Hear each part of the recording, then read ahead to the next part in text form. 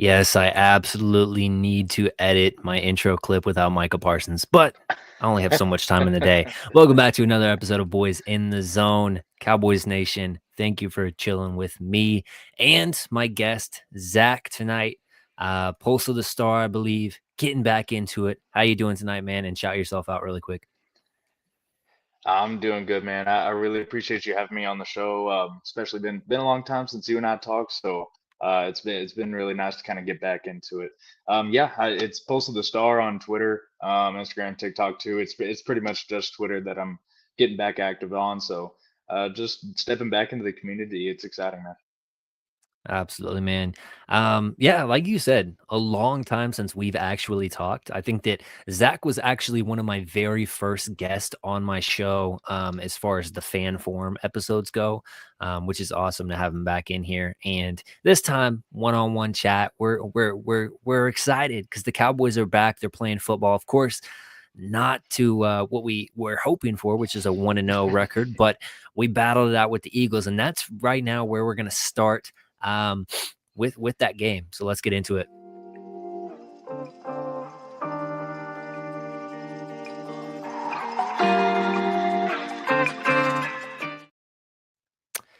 The Cowboys, tale of two halves for this team. They looked really good in that first half. As far as the offensive side of things go, what impressed you most, Zach, about that offense in that first half, man?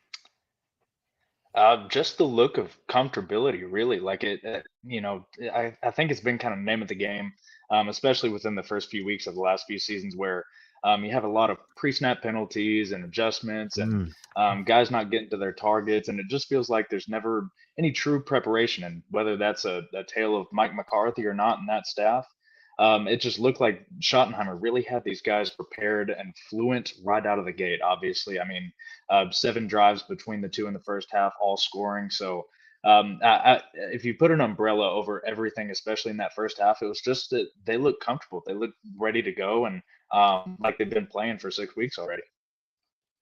Yeah, I think that one of the very most impressive aspects of that offensive game plan was, and I know like we're gonna get into it with the Jalen Carter thing, but just the ability to run the ball against that Philly front.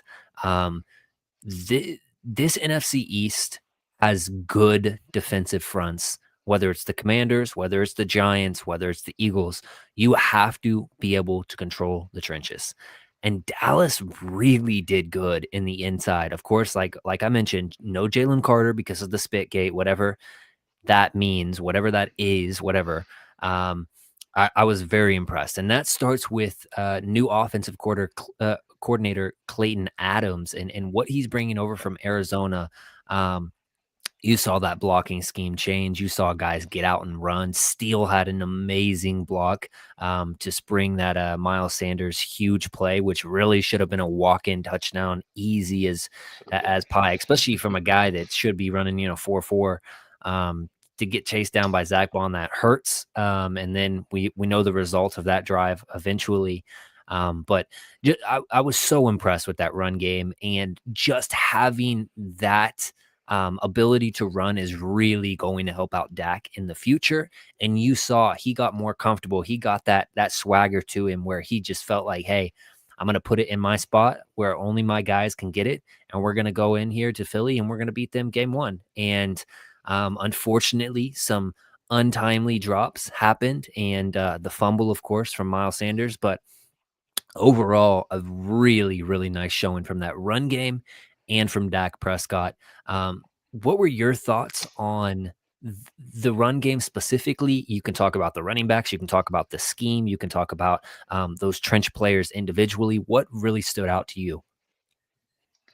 Yeah, I think a lot of it actually does start with bringing in Clayton Adams. That when they first made that decision to make him the offensive coordinator, just bringing in a offensive line minded, or of course a previous offensive line coach as an offensive coordinator, that's where it starts. I mean, you have to start with the fundamentals at the trenches, at the line of scrimmage. With the Cowboys, they've the name of their game, especially when Dak Prescott came into this league, was the offensive line, starting with the run and being able to set up the pass. We've seen that a lot of Dak Prescott's success, especially as he's progressed more into a pocket passer over the last few years. The play action is a huge part of his game. You can't do that when you can't run the ball.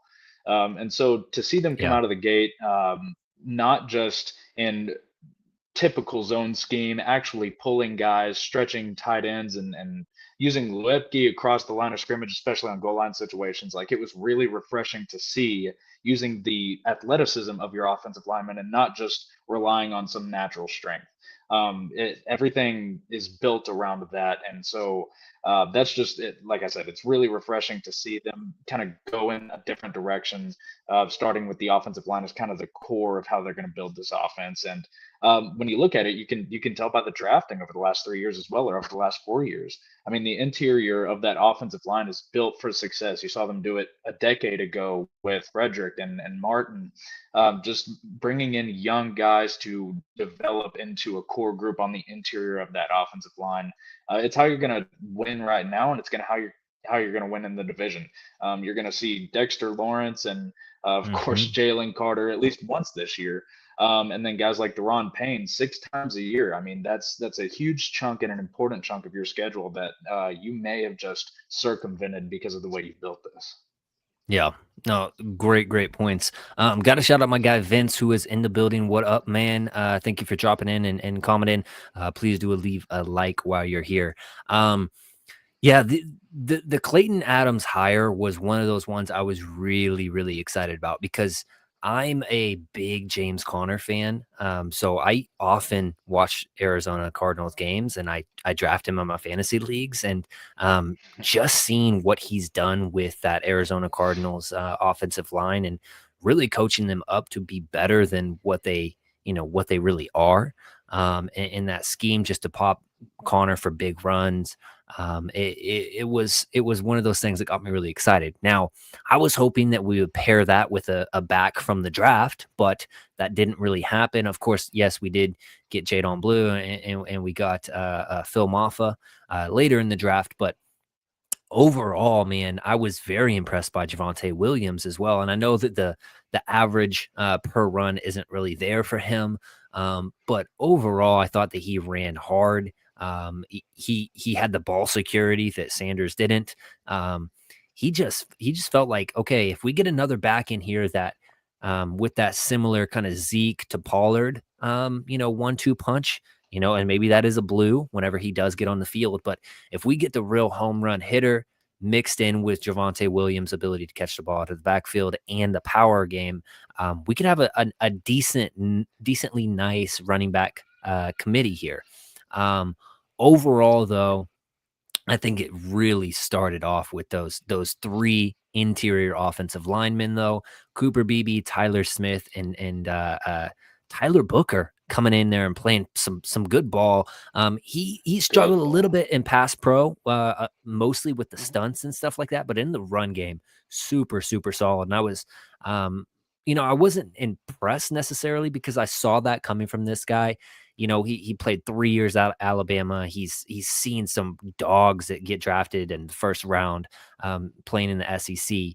But overall, man, I just couldn't be impressed more with how that those three guys up front really gelled.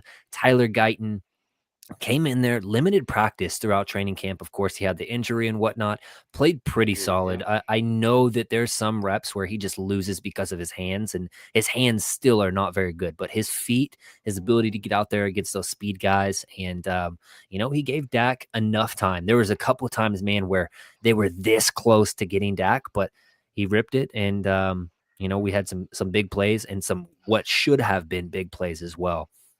Talk about Yeah. one of those guys up front, or if there's anybody you want to single out, go ahead. No, just touching on Guyton, that I mean, obviously everybody it's kind of turned into a meme that basically left hook that he gave in pass pro. That's That's I that mean that's boxing part we of the saw. hand placement. Yeah, exactly, exactly. In the rain, he was preparing for it, man. But I mean, like Yeah. it's funny how that kind of goes hand in hand with the hand placement thing. That there were Hmm. actually a couple reps there where you could see him get in a position where he was on the outside of the shoulder pads or on the back of the defender, And last year, you fully would have expected that to be a penalty or for him to just get pile driven back into Dak Prescott. But to actually see him anchor in, especially after the injury and so much time off, and then adjust his hands, go back and put his hands right back into the chest of the defender. Obviously, I Mhm. think he feels more comfortable using one hand for control and another to try and move the defender one way or another. Example being that left hook he gave him. But no, I was really happy with Guyton's progression. In fact, I thought he had a better overall performance than Steele on the other side, other than Steele's natural blocking ability. Yeah, I mean, Steele had a couple really, really nice run blocking reps, but overall, Steele was definitely the weak link out of that line. And um, as a result, some people have even, and we lost Zach here, but I'll keep on talking. Um, some people have even brought up playing Nate Thomas, um, you know, there in place of Steele, or even moving Guyton from that left side, playing Nate Thomas there, and moving Guyton to that right side where he is naturally played at. But you know, I don't necessarily want to mix things up. I think that Steele is a pretty solid offensive tackle. He's not great. We already know what you have in Steele. But overall, I think that I was more than impressed with how they held up against Philly's front. And I know that Philly doesn't really have those top end edge rushers, but what they did have was that mean, angry, powerful inside interior. And I know Jalen Carter didn't play. We can't state that enough, but still thoroughly impressed with them. Victory Formation podcast. Our offense looked different. Some variety in the run game. Absolutely. I think that was just, it was evident from the very first drive using Turpin in those sweeps, um, getting easy completions to CD. I just, the one thing I wish that we would have done better, of course, catch the ball. But the one other thing that I wish that we would have done better from an offensive standpoint is just get some more targets for my guy, George Pickens, because he deserves them. You know, he's one of those guys that is streaky when he starts to feel it. He'll get there. Um, anyways, Zach, Dak Prescott, if you're a box score watcher, you don't know how good that guy played. No, Um, he was dotting people up. He should have had a massive game. He should have had probably 2 touchdowns. Like, let's say that CD catches that long ball and walks into the end zone, and then the one to Ferguson. He should have had 2 touchdowns there. At the very least 1. But Dak Prescott, 188 yards, 0 interceptions, no touchdowns, but man, he was just dotting people up. He was throwing missiles. A couple of those drops were just because they were such heaters over the middle to CD yeah. and other people. Talk about Dak. Talk about your projections for him the rest of the season, the rest of the way, because we saw 2023 Dak. He was exceptional. Should have won the MVP. 2024 Dak regressed quite a bit.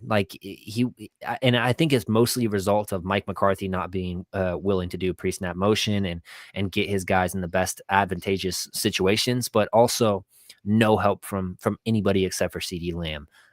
Now you move on where you have a healthy Ferguson, you have a George Pickens to play opposite. You actually are utilizing Turpin to his skill set.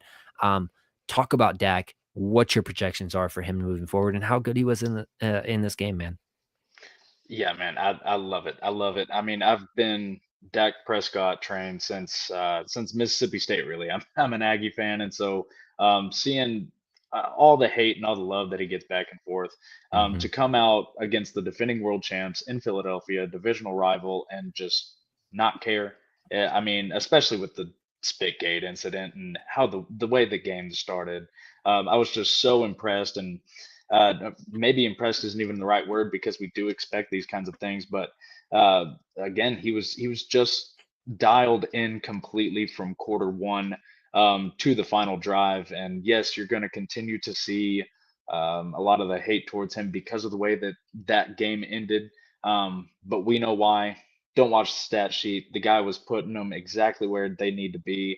And I Mhm. attribute it a lot to a lot of the pre-snap motion and the movement that they were doing on offense, not just to recognize coverage, but to actually move the Philadelphia defense around. It's something that you just touched on it. They lacked so much of during Mike McCarthy's coaching era that you have to accept Dak for who he is, right? Mhm. We're not going to expect 70-yard bombs, Josh Allen versus Lamar Jackson type back and forth up to 50 points, whatever it is. But Dak, how he's developed to be able to manipulate defenses and the accuracy that he has from not only a clean pocket but especially under pressure. You cannot throw this guy off his Yeah. game regardless of what you do. He picked right back up off of 2023, and that's where I expect him to move forward this season. I mean, I don't think you're going to have some just special game against Philadelphia in Week 1 for no reason. This is being built to progress into a beautiful season for him. You just got to get your receivers dialed in too, right?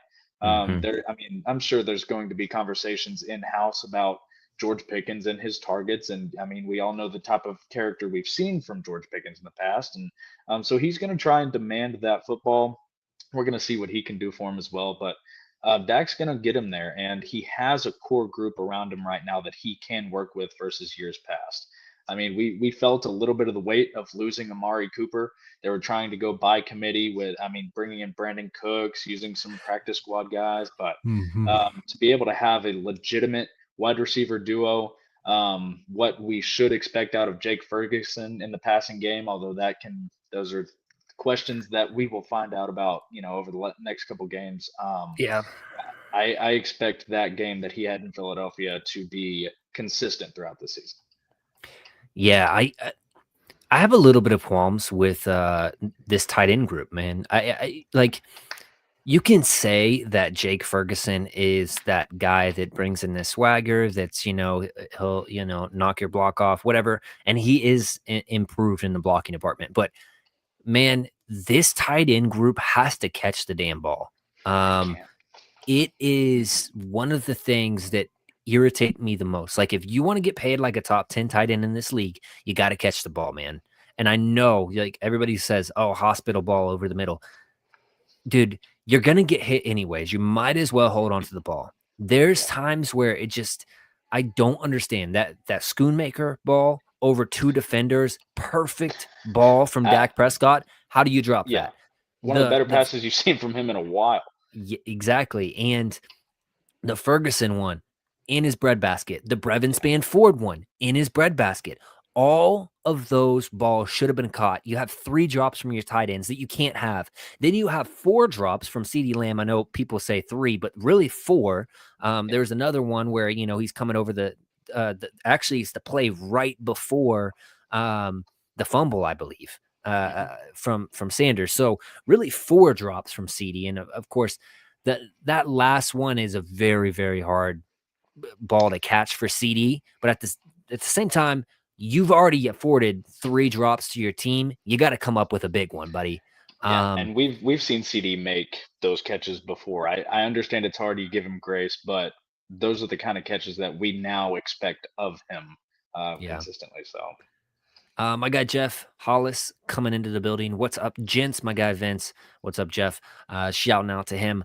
Uh, my biggest, I guess, kind of gripe would be, CD was dropping the balls, and I know that you want to go to your guy in the most critical moment, yeah, but man, it hurts not to see more George Pickens down that stretch, because George Pickens, for all that we know about him, he's very, very good in the 50-50 balls, and he can catch stuff that he shouldn't catch. So and I can't even really fault Dak for going, to his man, because that's a guy he has rapport with. He knows what to expect of CD, and CD knows what to expect of himself. Like, CD was, I mean, I wish he was a little bit more critical in the presser afterwards, but overall, he showed it like, hey, I'm gonna get on the jugs. I'm gonna be here after practice working on stuff. Shows leadership and he was. mentality. But at the same time, man, this loss isn't just a loss because, one, it's a divisional loss, and one, it's against the team that is going to be in the mix of things that you should have had a tiebreaker against, and you're going to play them again at your house. So Right. this was one that you couldn't let slide away, in my opinion. It's really, really I won't say it's like worrisome by any means because I don't think that CD is a guy that drops a lot of balls. But a funny meme I saw was the Quentin Johnston and CD Lamb Freaky Friday meme because For Johnston real. was actually doing great, 2 touchdowns in that LA Chargers game, catching everything. Oh, that whole Um, that whole Chargers offense was hot. That's for sure. yeah, for sure, for sure. Um, Yeah. but overall, I think that this was going into this. Well, not going into, but after this week, and I know you shouldn't overreact to week ones. It happens all the time. Week one is almost like that fourth preseason game for a lot of teams. They're getting to kind of know their players and kind of figure out schemes and all that stuff again. But based on what I saw this week, I don't see anybody on the NFC that you can't compete with from the Yeah. Cowboys perspective. I think that the Niners look like they should have lost that game against the Seahawks. Um, the That was Lions the looked fakest comeback horrible. drive. Yeah. The Yep. Packers, like, sure, you could say that the Packers are possibly the favorite or a contender now that they have Micah, but I really got to see it from that team. For like, sure, they'll get past the first round and stuff like that, but they're not a team that's gotten any further with Jordan Love, really. Um, and they play in a tough No. division. They got to face the Vikings. They got to face an improved Chicago Bears team. Um, you know, the Rams narrowly won their game. The Falcons and the Bucks battled it out. I think realistically, you can compete with any of these teams on the NFC side. Now, the Ravens, the Bills, Oh yeah. you'll get blown out by those teams. But making it to the Super Bowl is in the realm of things if you get the right cards in the playoffs. And it starts with winning these games you probably shouldn't in the regular season. So you really let one slip here. Let's hit some of these comments though. Agree 1,000%. We didn't look his way enough. Derpy Entertainment. I'm so glad that GP pretty much sucks. Still waiting for the crash out. Well, okay, all right. It Definitely may the first come. time we truly It have may some come. real leadership with CD. It's nice to see some maturity. Until Jordan Love shows overall consistency, Packers will have moments, but and he's getting that other comment in. But yeah, I just realistically the NFC is wide open, and you know, if you do meet up with one of these division foes, Commanders, and I'll say like the Commanders really they left a lot of points on the field too. Yeah, I they did. mean, they could have blown out the Giants really if they wanted to, and especially with how Daniels was running. Like he could have ran for a first down damn near every single time that he wanted to. So that's a problem whenever you meet those teams that have the dual threat quarterbacks, because that's what killed you in this game as the Cowboys defense. Your linebackers have to be better. So switching from that offensive side to the defense, what was your most positive aspect from the defense, and what was something that like we've got to figure this out moving forward that you saw? I think you can take two pretty big positives out of it. First and foremost, I mean, it's hard to ignore the new addition after the departure of Micah Parsons. Kenny Clark's effect on that defensive line was immediate. Yeah, Just the attention that he drew from the defensive line in pass rush scenarios. I understand that the rush wasn't really there, but those edges are growing, and to see what Osa Digizua could do one on one, and vice versa when Kenny Clark had attention away from him was fantastic. But most importantly, what did he do in the run game? And his ability to just maneuver between gap to gap is unlike the anything the Cowboys have had in recent years. Osa is fantastic. He's huge, athletic, and can rush the passer, but we've never seen that type of poise in the run game. And to finally have that back on the Cowboys defensive line for the first time in a long time is going to make a huge difference. We saw it in the second half. I mean, I forget Saquon's stat in the second half. It was 8 rushes for 11 yards, I believe. yeah, And of course, everybody, it was team football in that second half come the defense, but the interior defensive line really set it up. and made the linebackers' jobs easier. And unfortunately, I think that's what's going to happen moving forward, unless you make some other additions or you start trying out some of your other guys, giving Maurice Luafau a little bit more time to develop, and then giving him the reps I think he deserves. You're Hmm. going to have Hmm. to rely on your defensive line, and then of course your secondary to just hold it down a little bit to allow your other guys to make plays, because they're not going to do it on their own. The second positive, though, seeing Deron Bland and Trevon Diggs back out there together is phenomenal. Love that. You pray they stay healthy all season, but they performed, to me, exceptionally. I mean, it was nothing crazy, but Jalen Hurts typically is going to put the ball in his own or Saquon's hands to begin with. But to have Devontae and AJ Brown pretty much shut down all game and making Philadelphia rely on whether Jalen Hurts was scrambling or just putting the ball in Saquon's hands. You could see as that started to digress as the game went on, especially after the delay. It felt like Philadelphia really couldn't do anything. A lot of people talk about Cowboys scoring 0 points in the second half, but Philadelphia scored three. Hmm. So you don't have a lot to work with other than those veterans in the room. But I do think Kenny Clark and then your guys in the secondary being healthy again, and just the connection that they have over the last 3 seasons, the type of camaraderie they have going into a game, that really paid off there, and I think it showed some flashes that can pay off for bigger games in the future. Yeah. Jeff, basically an exact echo of what you're saying. Positive, slowing down Barkley, AJ, and Devontae. Negatives, we Bingo. didn't spy Hurts. 2 touchdown runs. No one was watching for him. Killed us. Um, No. and I gotta throw in honorable mentions here. Upon further review on the CD Lamb drops, he's definitely afraid of hits after the catch. Some of that stuff, I don't think that he's afraid of hits. Like, he's taken some massive hits and still held onto the ball, but Oh some of yeah. that stuff is kind of phased out a little bit when you're seeing football. So, if they did play a little bit of preseason, does that help negate some of those things? Maybe so. And I'm not the most, your starters need to play preseason guy ever. But just a couple drives here and there can allow those guys to get into a groove and get back into football shape and just get in the rhythm of things. And I mean, it wasn't a problem in the early part of that game, anyways. So he should have had more than enough time to kind of get that stuff out of his system, if it was something that needed to. But I I don't know. I don't know. I won't say that it's a hit after the catch thing that he's afraid of that, but I will say that the problem is he's dropping the ball and he's got to get it cleaned up. I think that that's Yeah. the simplest way to put As it. Um, baseline as you can get. Yeah. exactly. Positives for me on that defensive side of things. One, I thought Marshawn Nealand looked really good. I thought that he was impressive with his power that he played with in the pass rush department. He was great in the run defense. I thought, like you mentioned, with the Kenny Clark, not signing, but trade. Um, hey, say what you want to about this interior defensive line and them stopping the run, but at least for one game, it did hold up pretty well. They played pretty well against Saquon Barkley. Now, Shipley had a couple really nice runs. Barkley had, a few Barkley-esque runs, and Jalen Hurts was really what killed you the most.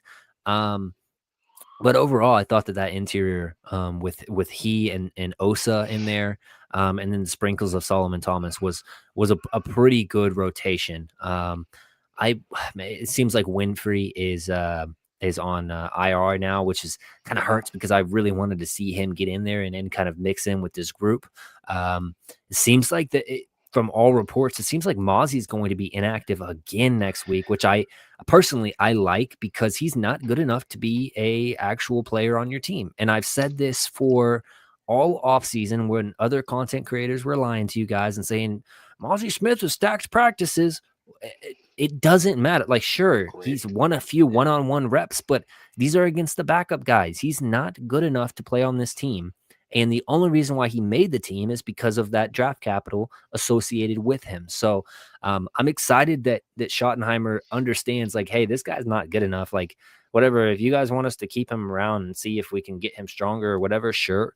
But overall, he's just not good enough to play. And I love Shotty for that, for saying, hey, your guy's not good enough. He's not going to play.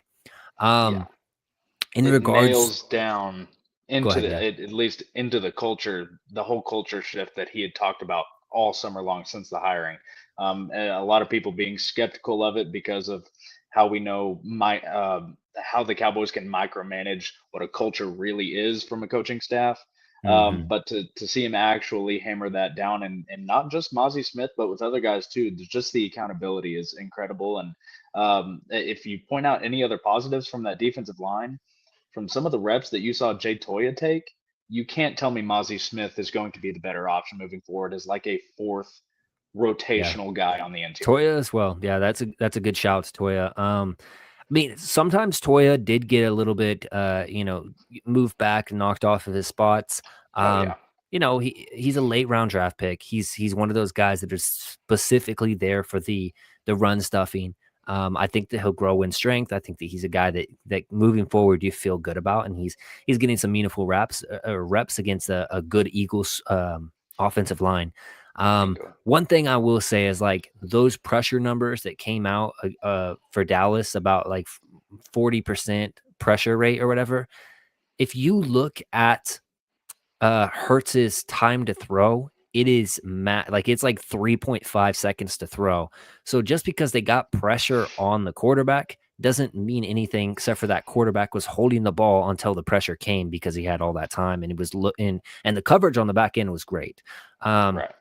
I will say a really big negative for me, and I think that it kind of got solved a little bit in the second half was Eberflus's um, just being really obstinate about actually using blitzes and dialing up pressure. He's a guy that has not been accustomed to doing that in the past, and that's a big thing that I've been critical about him for throughout this whole process of him being the DC because if he's not willing to dial up pressure, it is going to be a long season for the Cowboys. We don't have a Micah Parsons anymore that can, you know, manhandle two guys and still get a pressure or a sack.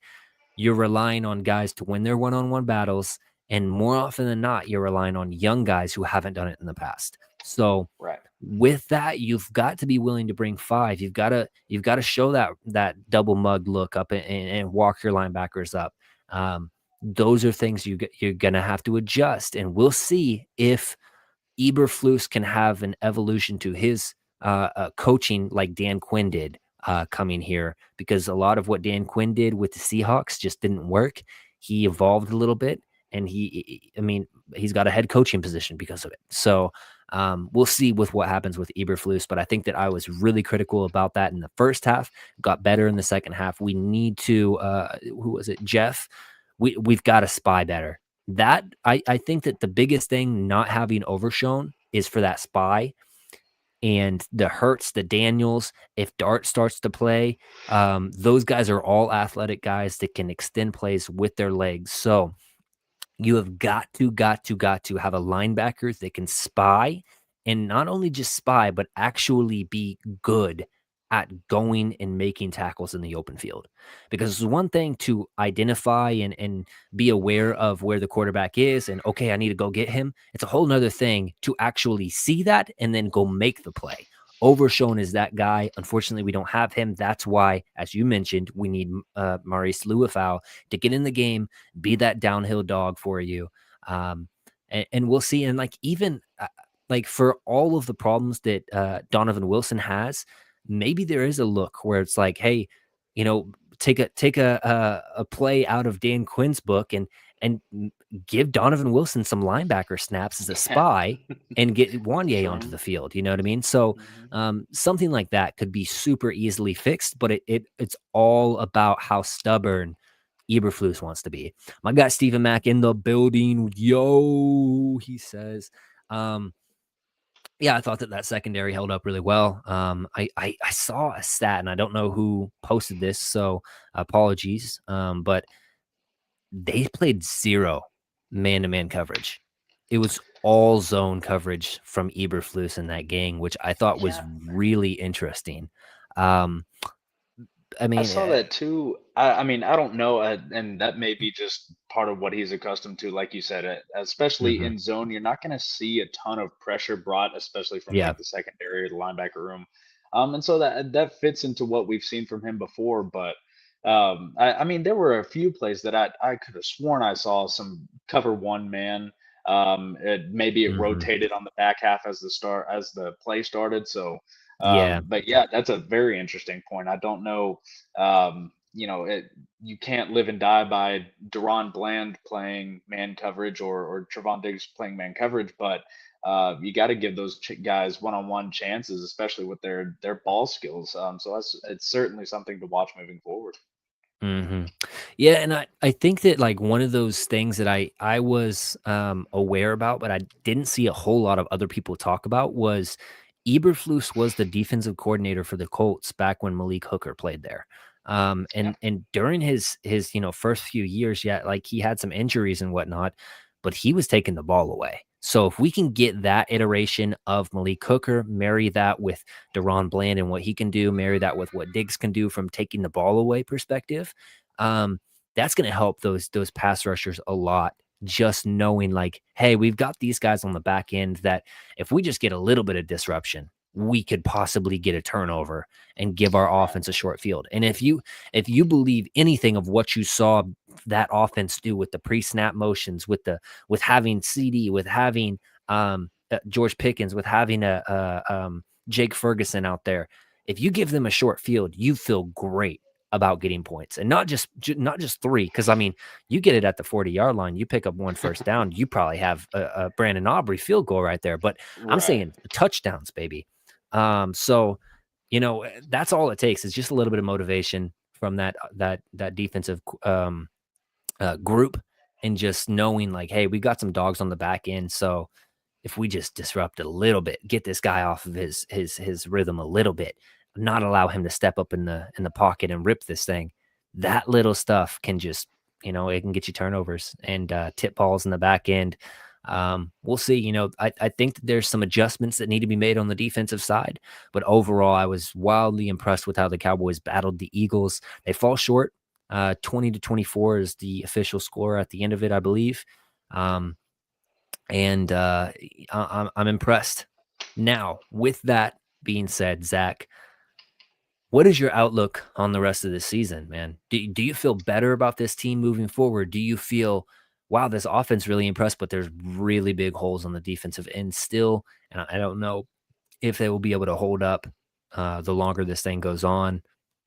Where are you at, man?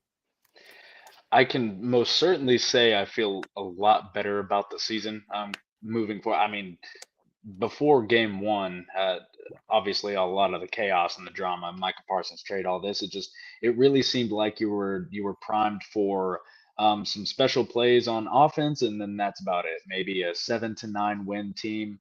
It's not that I expect them to go a lot further than that now after one showing.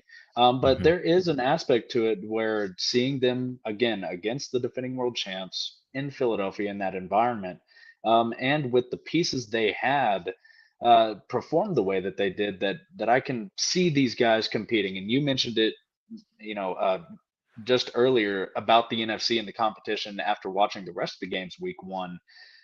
There's not really this heavyweight team that you'll bout with. It's just a few good teams and a few bad teams. Hmm. It's pretty much the same groups of teams from the last couple of years that we've seen the Cowboys compete with before, with a lot of these same guys. You change things and you adapt in your scheme, especially defensively, you might have something there. I do think the Cowboys, at the end of the day, regardless of what they do on defense, are going to have to live and die by Dak Prescott getting the ball out to his guys. You can't necessarily win a Super Bowl by Dak Prescott throwing 40, 45 times a game. There's going to have to be adjustments made. As far as the defensive side of the ball, I think that's where it's going to get them. I mean, even if they do go on to win and impress for uh, 10, 11 wins this season, come playoff time, what is this linebacker group going to look like? Obviously, Luafau could have more reps, overshown, hopefully back and healthy on the back half of the season. So it's not that my win loss total expectations changed too much. I just do feel excited about what this team can turn into offensively, and then what guys have to prove with chips on their shoulders defensively. So many Mhm. young guys off of the edge.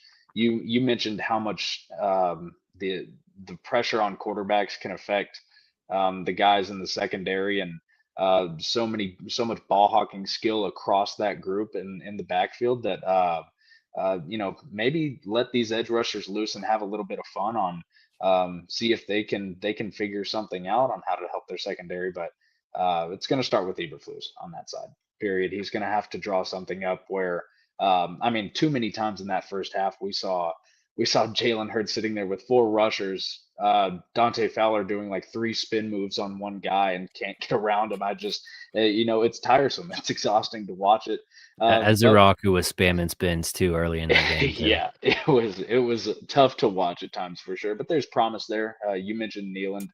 His power off of the edge is certainly it's going to help in the run game, but certainly that'll develop as the season goes on. So Yeah. we'll have some to see, but like I said, my expectations for the season, I'm excited. I'm excited to see the offense grow. But yeah, I think this is still a 9 to 10 win team until proven otherwise. Yeah. Yeah, I said about that range as well, going into the season. If you got the best version of Dak, I think that Dak can just win you games that you shouldn't. But Yeah, like you mentioned, Eberflus has got to be willing to adjust course during the games, figure stuff out. Whether it's like I said, taking a Donovan Wilson and kind of supplementing your loss of Overshown with a downhill player that can move fast and move free and pretty solid in open field tackling. If you could do that and then get Wanye on the back end, I think that that could be advantageous for you. Waiting for the return of arms from Overshown. I know Steven, let me pull up his comment really quick, waiting for 4 to 6 weeks before we, where we can get healthier and before it's telling. I think all of that is very true. huge. And we also do have one of the best kickers in the league. I know, like, for all of how good he really is, he doesn't get enough talk when it comes to shows like this. Like, he's going to win you games you probably shouldn't just because of that leg and just because of the ability to, you know, get the ball to 35 and only have to get, 2 first downs at the end of a half to get a kickoff.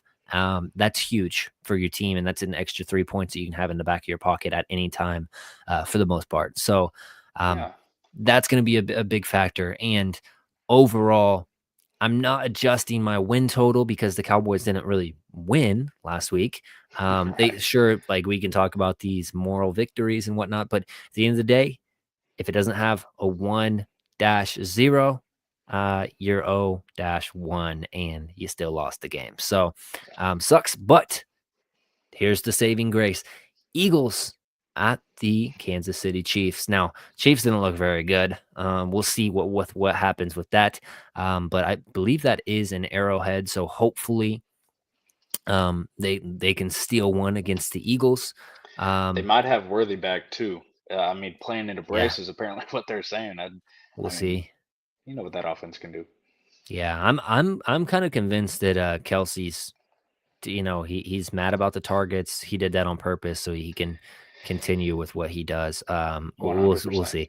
Um, no, but Worthy, hopefully he can get back, and hopefully the Chiefs, can steal one from the Eagles, and then the Packers. Like, do you root for the Packers because obviously you have their draft picks, or do you not? Of course, as a divisional foe, you got to root against the Commanders, in my opinion. Hopefully, you can get everybody back to 1-1 in this division, except for the lowly Giants after we whoop them again for what would that be? Dak's 13th, 14th straight victory, something I along think those lines. 14. He went 0-2 his rookie season, and then it's just been lights out since. So Yeah. So hopefully Dak can do that, and hopefully we do see Russell Wilson, because if we see Russ, I believe that this secondary is going to get a few interceptions on him, and I their offensive line is bad. So I think yeah, that this is one of those times where we can actually kind of get them in those third and longs, and then release some of those Ezrakus, the Fowlers, and Fowler was another guy. He's got to have a bounce back game. His open field. Just being um keyed in on what he's supposed to do and not overextend himself was bad. He's got to have a bounce back game, or if he doesn't, I'm willing to give less snaps to him. I don't care about the money associated with him. Give Nealon more. Give Ezeraku some more because Ezeraku is actually building towards your future with him, whereas Fowler is more of that rental player. So, and then Yeah. Sam Williams, of course, we'll see with what happens with him. Um, Overall, I like the prospects of this Giants team going against the Cowboys. Are we playing at home? Yes, it is at home. It is in It's a home Arlington. game. Okay. Yep, noon game, noon slate. So Oh, expect the curtains to be up at all good call times. from Steven here. He says, "Get James Houston in there." Yeah, James Houston was one of those guys that flashed during preseason, but also during the game. Late in that game, he He was did. one of the biggest reasons why we were actually starting to get actual pressure on Jalen Hurts and not just those, pressures that he was holding the ball for forever. Yeah, So yeah, James penetrating in the Houston as well. backfield too in the run game. I mean, with what they Hmm. had going with Saquon in the first half, yeah, you don't expect that from him, but he's had experience in this league already versus some of these other guys. So if you're going experience for experience with Fowler, you brought Fowler in here to rush the passer. I mean, all things given, he's not here to stop the run or set the edge. He's here to rush the passer, and he couldn't even do that. So yeah, Hmm. absolutely, I love James Houston what he showed. All right, rapid fire, quick grades on these position groups. We'll start with the quarterback. That's A plus. I I'm don't gonna care go with about the incompletions drops. Yeah. Okay, I'm gonna go with the A for Dak. I just still hold out hope that he can use his legs a little bit more. I know it's not him anymore, but I'm gonna go with an A for Dak. The running back group as a whole.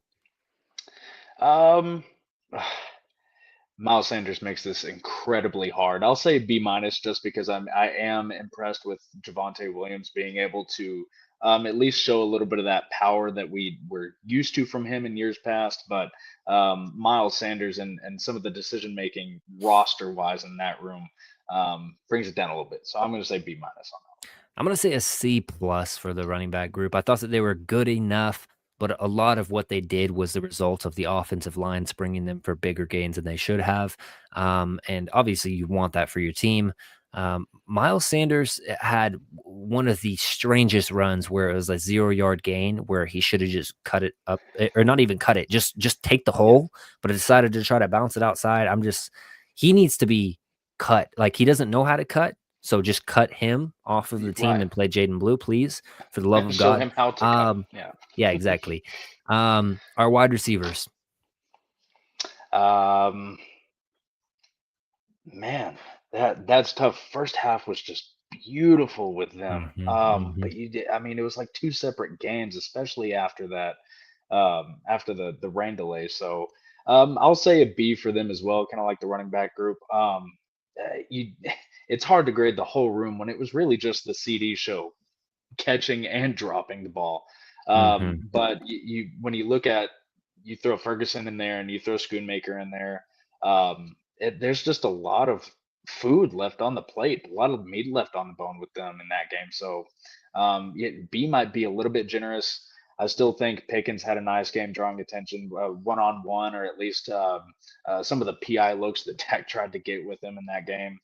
CD Hmm. still had a good, efficient game to start, so I'll give a B to that group as well.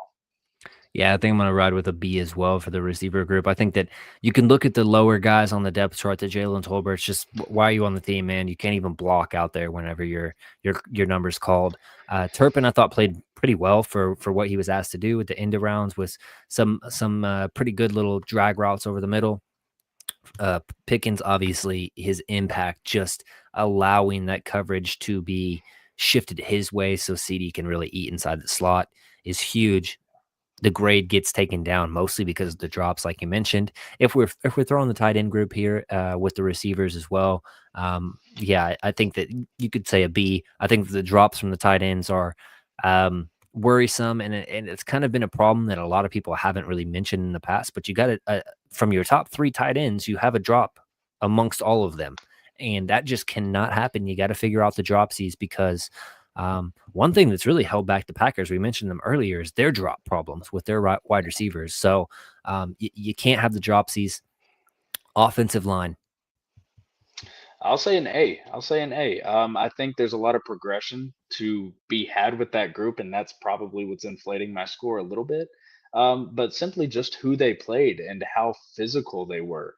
We're not used to using the word physical with the Dallas Cowboys, especially in the trenches. So just to see like Mhm. this kind of molded interior offensive line, like we talked about, to see some of the progression on the edges with Tyler Guyton, Steele, you know what he's going to do in the run game. We can, I mean, that's a different story for the different time about whether Steele is up to his pay grade or not. But as a whole, I mean, that's a solid unit. That's a sound unit that's looking to move bodies, not just downfield, but to spring things open for the running backs in the way that they're schemed up.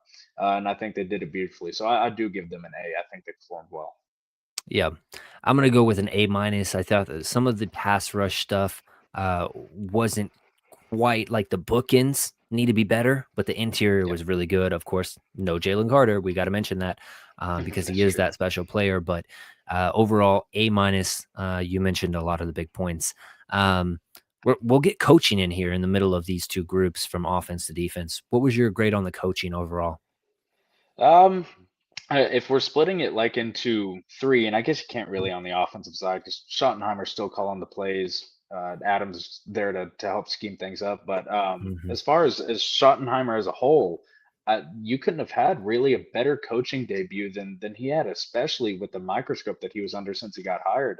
Hmm. Just like I mentioned at the very beginning, to bring these guys in here sound, collected, and ready to go, like they've been playing for weeks already, was just a beautiful thing. But you do have to separate Eberflus from some of that talk and understand that it's week one, right? It's first look of actual meaningful game action. So Hmm. we don't know if Eberflus is going to adjust or not. But for Schottenheimer, I'll give an A all day. I thought it was beautiful. As far as Eberflus goes, I mean, it's a C for me. I think the second half was. You could say a C plus because of the run fits in the second half. I think the linebackers played a little bit better in the run game, especially after the delay. But as far as scheming things up to try and pressure someone like Jalen Hurts or contain him at least after him going nuts on you to begin with, Hmm. it didn't seem like there was much discussion there from him. So it's going to have to be a C for me on Eberflus. Yeah, I'm gonna give a B plus as the for the coaching overall. I think that, Yeah, like you mentioned, Schottenheimer, uh, really, really good game from an offensive perspective, and him just dialing up the right plays. His clock management was good. His mixing in of the run game and then the play action, the pre-snap motion stuff, really, really good from him. Special teams group played really well. I thought yeah, that you really couldn't ask for anything more from that group. I thought that they, um, covered defensively on our kickoffs and stuff like that really well. I thought from our kick returns and whatnot, there was a couple of times where I wished that it was always Turpin back there. I think one time it was somebody else, and I can't even remember who it was. I want to say it was like Miles Sanders or something like that back there at one it's the point, which last I person we need. yeah, exactly. So if I'm being really nitpicky about that group, I'd say that. But overall, what brings down the grade for me was the Eberflus thing. But I will mention, um, Stephen Mag brings this up. I was glad to see some second half adjustments for once, and that's true.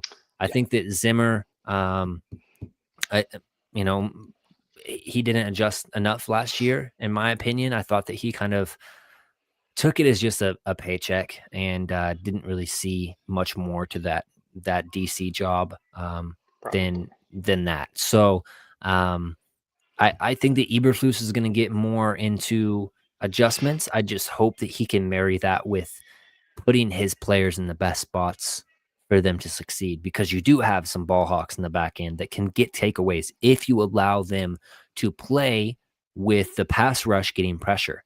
That's all hinged upon the pass rush getting pressure. If you're sending four constantly, it's a mismatch. There's five offensive linemen, and if they want to keep a tight end there to chip block or whatever delayed route, or whatever it is, that's even more of a mismatch. So you got to figure out how to use that delayed pressure or the simulated pressure or the stunts or whatever it is to get more pressure. You got to figure that out. Um, Going to the defensive side, let's go with just the defensive line as a group, as a whole, defensive ends, defensive interior, all of that as one group. I'll say a B, and that's basically just midline for me. The interior at an A minus level for me, and then the edges at a C. So at an overall group being a B for me seems right, just because there were a lot of positives to take away. Like we touched on the interior. Kenny Clark is exactly who we thought he would be coming in here. People had questions about the injury last year and his aging. Was that why he had a down year last year? I think there's a lot of points to Kenny Clark's year in Green Bay last year that brought him down a little bit. Fresh start. They bring you in here and ask you to do one thing, and that's to help with the run game. Not to mention Hmm. his pass rush skills already. So that I think they showed to be a sound group for coming in here. What, a week ago after the trade? He knew nothing about it, and to be able to mesh with guys like Osa and even Jay Toya, rookie, Solomon Thomas with his veteran presence in there. That was really nice to see. I thought the edges were exactly who we thought they were too, and not necessarily in a positive way, but you have your young guys mixed in with aging Hmm. vets that are kind of brought in here to do one thing.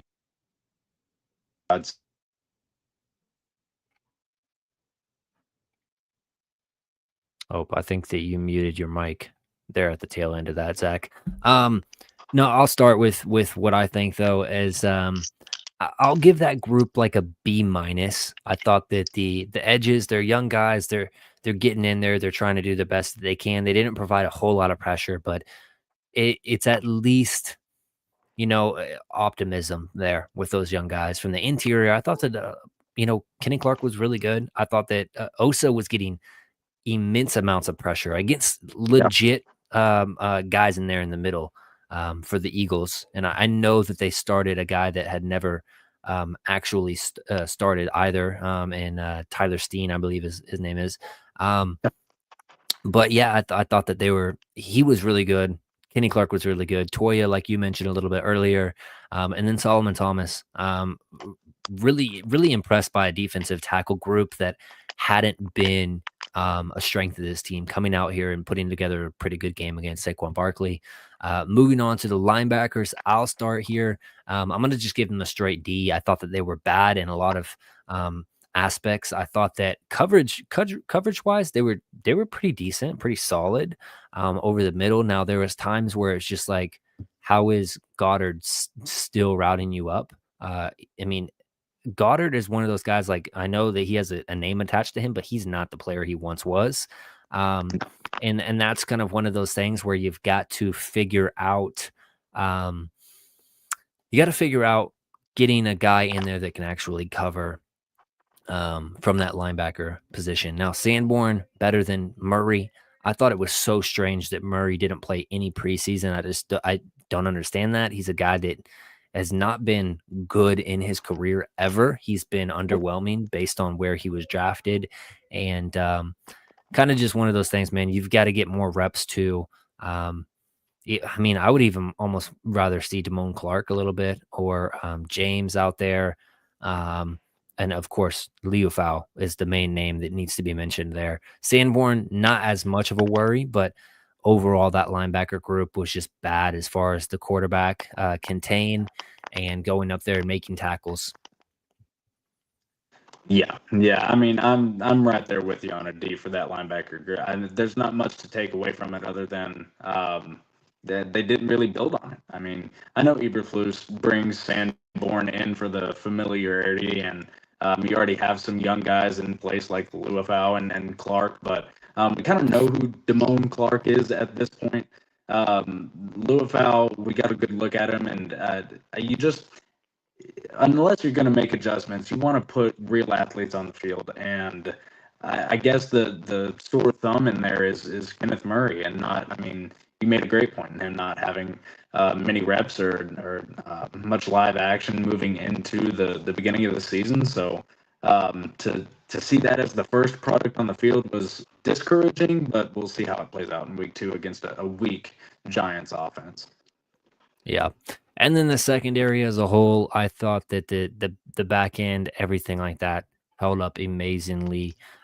You could be nitpicky and say that you want them to tackle better, but overall, from the coverage aspect of everything, I thought that they were an A plus. They played a whole lot of zone, which is a little bit easier to hold up and cover your guys just because you're playing spots rather than a man. But I thought they were really good. They shut down Devontae Smith. They shut down AJ Brown, and really the only big catch was the result of a really really nice thrown ball from Jalen Hurts to Dotson over the top. I think that Elam even had a really nice game despite that play. He was in position to make the play. It's just a better throw. So. Yeah, it's a throw that a lot of people will dog on Hurts for not usually making. The guy does have the arm for it. It's once in a blue moon, but you can't take that as your overall or at least your biggest takeaway from that secondary. It was a beautiful showing from them. You got I thought a little bit more encouragement from Bland and Diggs, just the fact that there wasn't not a lot of man to man, if any man to man, like we talked about at all, but just to see them not only back in action, but to not, I guess, forcing themselves into the area of the ball as much as they have been in the past. Obviously, that can force takeaways, but they were just a little bit more poised with their guys, especially with two powerhouse wide receivers on either side. They did a fantastic job. Elam was more of a surprise to me than anything. I don't know if it was the same to you. It's not like I watched him down for down over in Buffalo, but from the looks of it, there wasn't much expectation out of the trade just to get another young body in there, especially with all the injuries they had had. So to have Elam be just as sticky in that coverage as the other guys were was encouraging. And I would expect the exact same thing moving forward. Yeah.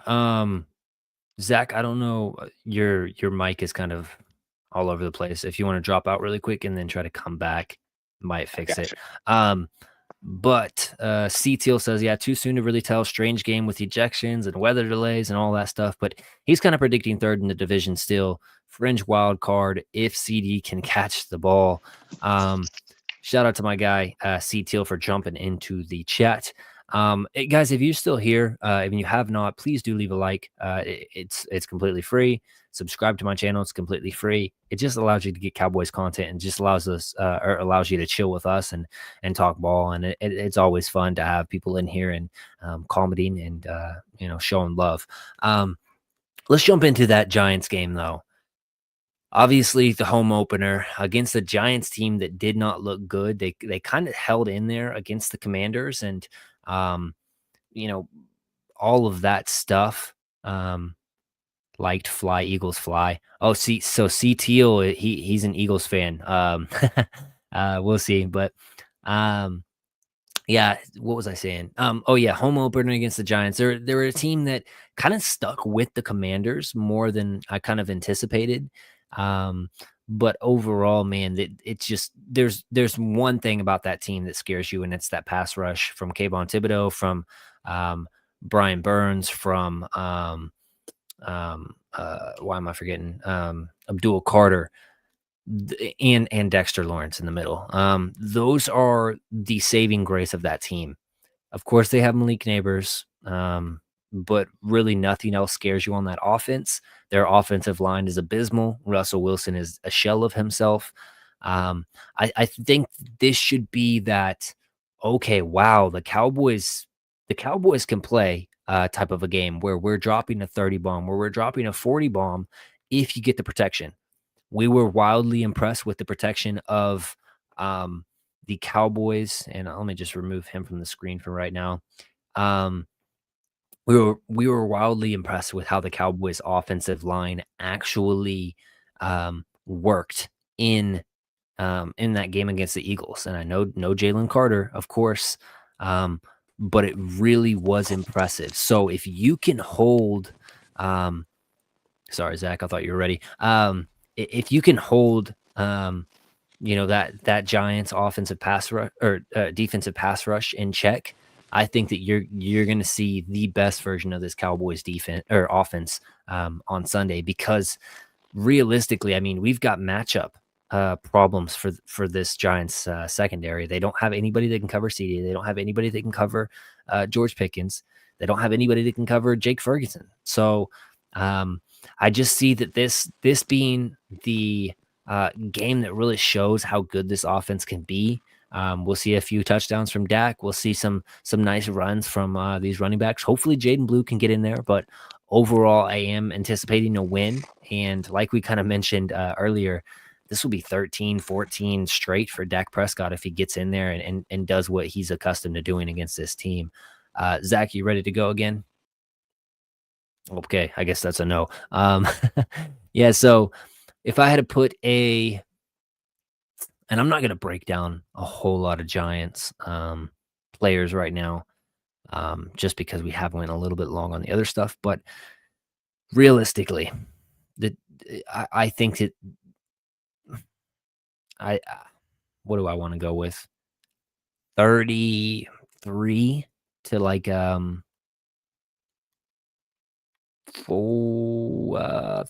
maybe like a 13, 33 to 13, 16, something like that.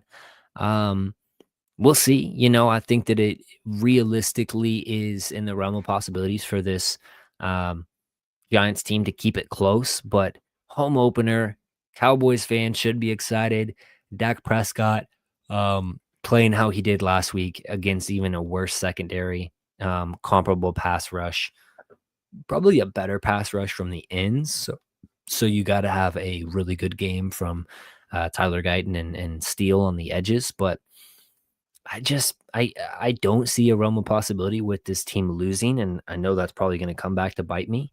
But overall, I've really liked what I saw from the Cowboys on Thursday night, and hopefully that's paired with a Commanders loss and an Eagles loss. I know C Teal is in the building. He says "Fly Eagles fly," and so he wants to see an Eagles win. And truthfully, I hate the Chiefs, so it wouldn't be the worst thing if the Eagles won. But obviously, always got to root against your division foes. So we will see with that 33.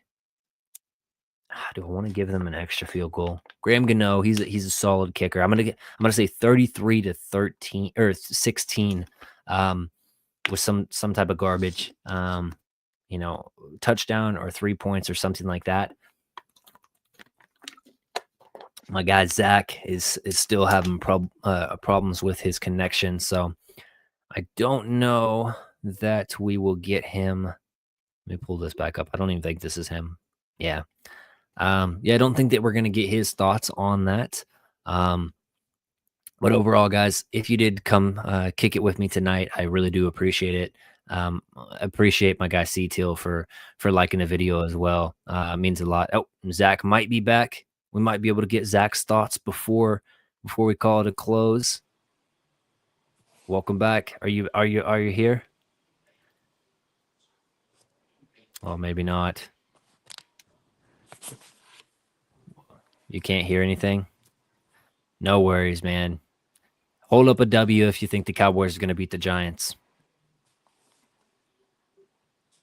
Oh, he can't hear me, apparently. I thought he was saying I couldn't hear him or something like that, or the mic wasn't working. No worries. We'll take Zach down. Hey, guys, if you did come chill with us, I really do appreciate it. I thank everybody that comes through here and not only just comes and watches the show, but also comments on the show, likes the video, sends it to people. Always a blessing to have people in the chat talking. And I really do gotta thank Zach for coming on. Of course, having the internet connection problems right now. But if you guys could, please do go follow that guy on Twitter, X, whatever you want to call it, Pulse of the Star. And then check out his show. He's going to be dropping some content again for the first time in a long while, really, getting on here and talking Cowboys ball on his YouTube channel as well, I believe, which is also Pulse of the Star. So, yeah, I think with that, we're going to wrap it up. Unfortunately, Zach couldn't get back on, but yeah, Cowboys W. It sounds so sweet, and we got to have it Sunday. Peace.